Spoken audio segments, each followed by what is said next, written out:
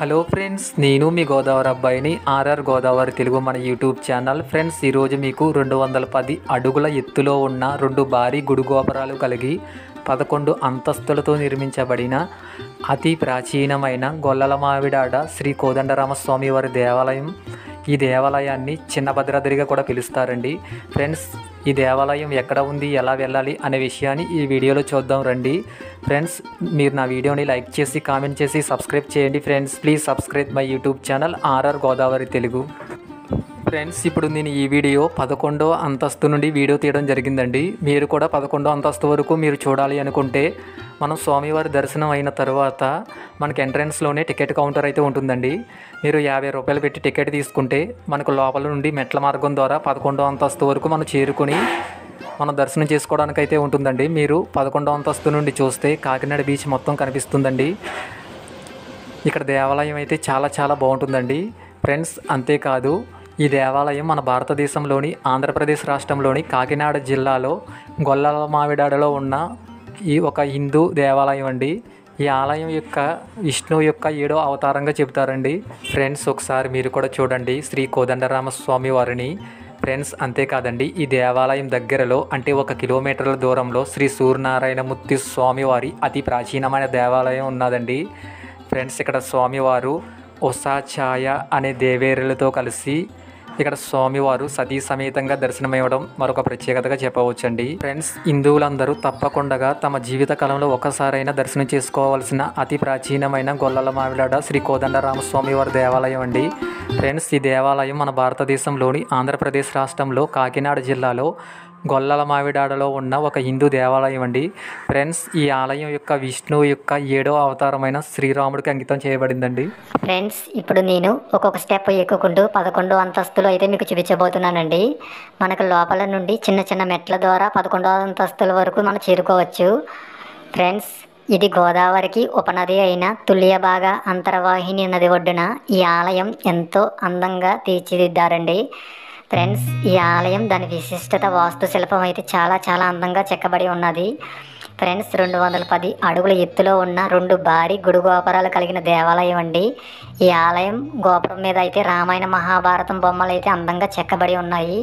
మనం ఈ బొమ్మల్ని చూస్తే రామాయణ మహాభారతం ఎలా జరిగిందనే విషయాన్ని మనకు చాలా స్పష్టంగా అర్థమవుతుందండి. ఫ్రెండ్స్, ఈ ఆలయాన్ని మొదట్లో 1889లో దూరంపూడి సుబ్బారెడ్డి గారు అలాగే రామిరెడ్డి గారు వీళ్ళిద్దరూ భూమిని విరాళంగా ఇచ్చి సీతారాముల విగ్రహాలను చెక్కతో తయారు చేసి ఇక్కడ అయితే ప్రతిష్ఠించారంటండి. కాలక్రమేణా ఈ ఆలయాన్ని 1939లో ఒక పెద్ద ఆలయం అయితే నిర్మించబడి ఉన్నదండి. ఫ్రెండ్స్, ఈ 2 గోపురాలు 1948, 50 అలాగే 1956, 58లో నిర్మించబడ్డాయంటండి. ఫ్రెండ్స్, ఈ ఆలయానికి చిన్న భద్రాద్రి అనే పేరు కూడా ఉన్నది. అందరూ చిన్న భద్రాచలం కూడా అని పిలుస్తారండి. ఒంటిమిట్టలోని కోదండరామస్వామి వారి దేవాలయం తరువాత మన ఆంధ్రప్రదేశ్లో 2వ ప్రసిద్ధి చెందిన రామాలయం ఏది అంటే అది గొల్లల మావిడాడ కోదండరామస్వామి వారి దేవాలయాన్ని చెబుతారండి. ఫ్రెండ్స్, అంతేకాదు ఈ గొల్లల మావిడాడలో ఎక్కువగా గుడి గోపురాలు కలిగి ఎత్తైనవి ఉండడం వలన ఈ ఊరికి గోపురాల మావిడాడగా అని కూడా పేరు వచ్చిందండి. ఫ్రెండ్స్, మీరు నా వీడియోని లైక్ చేసి కామెంట్ చేసి సబ్స్క్రైబ్ చేసి నాకు సపోర్ట్ చేయండి. Friends, please subscribe my YouTube channel RR Godavari Telugu. Friends, ఒకసారి ఈ గుడి గోపురం మీద ఉన్న బొమ్మలను అయితే ఒకసారి మీరు కూడా చూడండి. ఇవి రామాయణ మహాభారతం నాటి బొమ్మలను ఎంతో అందంగా తీర్చిదిద్దారు. ఫ్రెండ్స్, ఇటువంటి సౌకర్యం లేని ఆ టైంలో ఇంత అందంగా ఇంత ఎత్తులో ఇంత అందమైన బొమ్మలను ఏ విధంగా తీర్చిదిద్దారు అనేది మనందరికీ అర్థం కాని విషయం. ఫ్రెండ్స్, అంతేకాదు ఇక్కడ కనిపిస్తున్న గుడి గోపురం మనకి ఎంట్రన్స్లో ఉంటుందండి. చాలా హైట్లో చాలా అందంగా అయితే తీర్చిదిద్దారు. ఫ్రెండ్స్, అంతేకాదు ఈ దేవాలయాన్ని మీరు దర్శనం చేసుకోవాలి అంటే కాకినాడ నుండి వచ్చే వాళ్ళకైతే 25 కిలోమీటర్ల దూరంలోను, రాజమండ్రి నుండి వచ్చేవారికైతే 45 కిలోమీటర్ల దూరంలోను, అలాగే విశాఖపట్నం నుండి వచ్చేవారికైతే 180 కిలోమీటర్ల దూరంలోను ఈ దేవాలయం ఉంటుందండి. ఫ్రెండ్స్, అంతేకాదు తూర్పు ముఖంగా ఉన్న గోపురం 160 నుండి 170 అడుగుల ఎత్తులో ఉంటుందండి. అలాగే 9 అంతస్తులతో ఉన్నది. అలాగే పశ్చిమ అభిముఖంగా ఉన్న గోపురం 200 నుంచి 210 అడుగుల ఎత్తులో ఉండి 11 అంతస్తులతో నిర్మించి 5 కళాశాలను కలిగి ఉంటుందండి. ఫ్రెండ్స్ అంతేకాదు 1975 గర్భగుడి పైన 2 మండపాల మధ్య అద్దాల మందిరం అయితే నిర్మించారండి. ఈ అద్దాల మందిరం అయితే చాలా చాలా బాగుంటుంది. ఒకవైపు ఏంటంటే శ్రీరాముడికి పట్టాభిషేకం, అలాగే మరొక వైపు అయితే రాముడు హనుమంతుడికి ఆశీర్వదిస్తున్నట్లుగా గర్భాలయంలో హనుమంతునితో పాటు రాముడు, లక్ష్మణుడు, సీతాదేవి విగ్రహాలు అయితే చాలా చాలా అందంగా తీర్చిదిద్దారండి. ఫ్రెండ్స్ ఆలయం శిఖరం నుండి రాముడి బాల్యం వర్ణించే విగ్రహాలు చెక్కబడి ఉన్నది. ఫ్రెండ్స్ భక్తులకి 300 మెట్లు ఎక్కి గోపురాల పైన అంతస్తు వరకు మనం అయితే చేరుకోవచ్చండి. ఫ్రెండ్స్ మీరు నా వీడియోని లైక్ చేసి కామెంట్ చేసి సబ్స్క్రైబ్ చేయండి friends. Please subscribe my YouTube channel RR Godavari Telugu. Friends ఈ ఆలయానికి మరొక ప్రత్యేకత ఏమిటి అంటే దేవాలయం నుండి 200 మీటర్ల దూరంలో తుల్యభాగ నది నుండి నీటి వనరులతో పాటు ఒక చిన్న చెరువు పుష్కరిణి అయితే ఉంటుందండి. పుష్కరిణి నుండి వచ్చే నీటిలో ఆలయంలో వివిధ మతపరమైన కార్యక్రమాల్లో ఉపయోగిస్తూ ఉంటారు.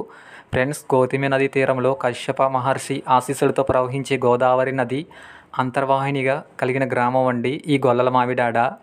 గొల్లవారు ఎక్కువగా నివసించటచే అనేక మామిడి తోటలు కలిగి ఉండటం వల్ల ఈ ఊరికి గొల్లల మామిడాడ, అలాగే గోపురాల మామిడాడ అని పేరు కూడా వచ్చిందండి. ఫ్రెండ్స్ అంతేకాదండి, మన రాష్ట్రంలో రెండవ అతిపెద్ద సీతారాముల కళ్యాణ మహోత్సవాలు జరిగే ప్రదేశం ఏది అంటే అది గొల్లల మామిడాడ శ్రీ కోదండరామస్వామి వారి దేవాలయంగా చెబుతారండి. ఫ్రెండ్స్ అంతేకాదు శ్రీ కోదండరామాలయం ఆకాశాన్ని తాకుతున్నట్లుగా బాగా ఎత్తైన గోపురాలు అయితే ఉన్నదండి. ఇక్కడ 9 అంతస్తులతో గోపురం అంతస్తు నుంచి చెక్కిన పురాణ కథలు చూడవచ్చు. గోపురం చివరి అంతస్తు ఎక్కితే 25 కిలోమీటర్ల దూరంలో ఉన్న పెద్దాపురంలో పాండవుల మెట్ట కూడా కనబడుతుందండి. అలాగే 20 కిలోమీటర్ల దూరంలో కాకినాడ కూడా కనబడుతుంది. భద్రాచలం మాదిరిగానే ఇక్కడ సీతారాముల కళ్యాణ మహోత్సవాలు ప్రభుత్వ లాంఛనాలతో ఘనంగా ముత్యాల తలంబ్రాలు, పట్టు వస్త్రాలు ఆ జిల్లా కలెక్టర్ గారు అయితే సమర్పిస్తూ ఉంటారండి. ఫ్రెండ్స్ ఒకసారి మీరు నా వీడియోని చూసిన తర్వాత లైక్ చేసి కామెంట్ చేసి సబ్స్క్రైబ్ చేసి నాకు సపోర్ట్ చేయండి friends. Please subscribe my YouTube channel RR Godavari Telugu. Friends Kodandaramaswamy వారిని ఒకసారి మీరు కూడా చూడండి. మేము వెళ్ళినప్పుడు టైం అయిపోయిందని చెప్పేసి గుడి అయితే క్లోజ్ చేసేసారండి. అందుకే నేను బయట నుండి వీడియో తీయడం జరిగింది. ఫ్రెండ్స్ గొల్లల మామిడాడలో మనం కోదండరామస్వామి వారి దేవాలయంతో పాటు 1 కిలోమీటర్ దూరంలో శ్రీ సూర్యనారాయణమూర్తి స్వామి వారి దేవాలయం కూడా ఉంటుందండి. ఫ్రెండ్స్ అంతేకాదు ఇక్కడ సూర్యనారాయణమూర్తికి కూడా కొన్ని ఉత్సవాలు ఎంతో అంగరంగ వైభవంగా చేస్తారండి. ఫ్రెండ్స్ అలాగే ఈ గొల్లల మామిడాడలో చాలా దేవాలయాలు కూడా కొలువై ఉన్నాయండి. అలాగే దాని పక్కన బిక్కవోళ్ళలో కూడా శ్రీ సుబ్రహ్మణ్యేశ్వర స్వామి వారి షష్ఠి మహోత్సవాలు కూడా ఎంతో అంగరంగ వైభవంగా చేస్తారండి. ఫ్రెండ్స్ ఒకసారి మీరు నా వీడియోని చూసి లైక్ చేసి కామెంట్ చేసి సబ్స్క్రైబ్ చేసి నాకు సపోర్ట్ చేయండి friends. Please subscribe my YouTube channel RR Godavari Telugu.